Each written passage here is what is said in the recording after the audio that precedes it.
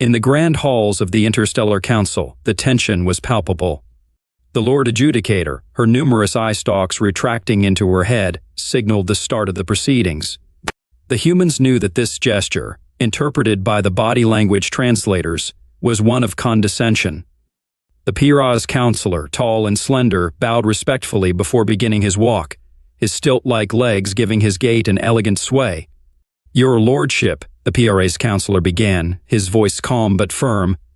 "The PRA have existed for approximately 9.2 billion years, far older than the resource node designated 92G, known to the humans as Earth. Long before the humans evolved, one of our scouting vessels passed through the 92-gram system and marked it for strip mining, as per our way of life. According to Council Statute 9917, Article 33, Subsect 98, Paragraph 412, the planetoid legally belongs to the Pra Conglomerate. Unfortunately, by some cosmic twist of fate, a sapient species began to evolve on 92 grams. Humans, they call themselves. But this does not change the fact that 92 grams is PRA's property. With much of the galaxy already claimed, the PRA are short on resources and must act on the ownerships we have secured." He paused, allowing his words to sink in before continuing. "Perhaps if we had acted sooner, this situation could have been avoided. But under Council Statute 14,722, Article 923, Subsect 2, Paragraph 66, and as demonstrated in Pra Conglomerate versus Zenobia Wildlife Consortium, the evolution of an intelligent species on a planet does not negate the original claimant's rights. I submit this for your consideration, Your Lordship." The Lord Adjudicator turned her attention to the humans on the other side of the chamber. They were frantically searching through the massive tome of council law, clearly out of their depth. "Do the humans rebut?" she inquired. One human, visibly nervous, stammered, "Yes, Your Lordship, just one moment, please." His fumbling was met with the amused chittering of the alien audience, their laughter echoing through the chamber. The fate of humanity hung in the balance, and yet the other species found it amusing. Finally, the human head counselor, after conferring with his colleagues, stepped forward, his suit straightened, his voice steady. "Your Lordship, everything the PRA counselor has said is true. According to the claim manifest recorded before our race had even emerged from the primordial muck, Earth was claimed by the Pra Conglomerate.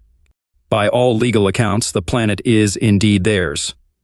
The Lord Adjudicator's eye stalks twisted in confusion. "Are the humans arguing against themselves?" "No, Your Lordship," the human counselor responded with a slight smile. "Let me get to the point. My PRA colleague cited the case of Pra Conglomerate versus Zenobia Wildlife Consortium, where a rudimentary form of life evolved on a planet dubbed 21,312 Celsiuses. These creatures, while intelligent in their own right, were not capable of forming a civilization. However, humans are different. We must be given special consideration." The PRA counselor scoffed, but the human continued undeterred. "Which is why the human race is willing to relinquish Earth. Under one condition, that the Pra Conglomerate fully provide for the relocation of every Earth inhabitant and every piece of infrastructure we have constructed since the dawn of our civilization." The PRA counselor shot up from his seat, outraged. "Absolutely preposterous. There is no legal precedent for this." "Silence!" the Lord Adjudicator commanded, her voice echoing through the chambers. "Continue, human." The human counselor nodded. "If your lordship recalls the Xenus conflict, the defeated species secured the right to continued existence under the Capitulation Act of GG date 920. The victors, who desired the planet itself, were made responsible for relocating the surviving population and as much of their property as possible. A judgment which the victorious party complied with." The Lord Adjudicator leaned back, intrigued. "You humans," she said gravely, "consider this a matter of war? With the survival of 80% of our race in the balance, we most certainly do." The tension in the room thickened as the Lord Adjudicator pondered the situation. The humans stood frozen, the weight of their species' survival pressing down on them. The PRA's counselor, still confident, remained seated, believing nothing the humans could say would sway the ruling. Finally, the Lord Adjudicator rendered her decision.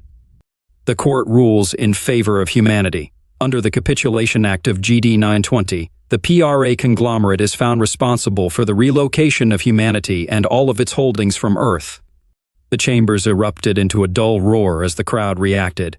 The Pra counselor jumped to his feet in protest. Your Lordship, as I've stated, the conglomerate is already short on resources. We cannot possibly comply with the relocation. We don't have the funds. If the Pra Conglomerate is unable to provide for the aforementioned conditions, the Lord Adjudicator interrupted, her eye stalks narrowing. Then victory must instead be awarded to humanity. Silence fell over the room, so quiet that the soft squishing of the Lord Adjudicator's eye stalks could be heard.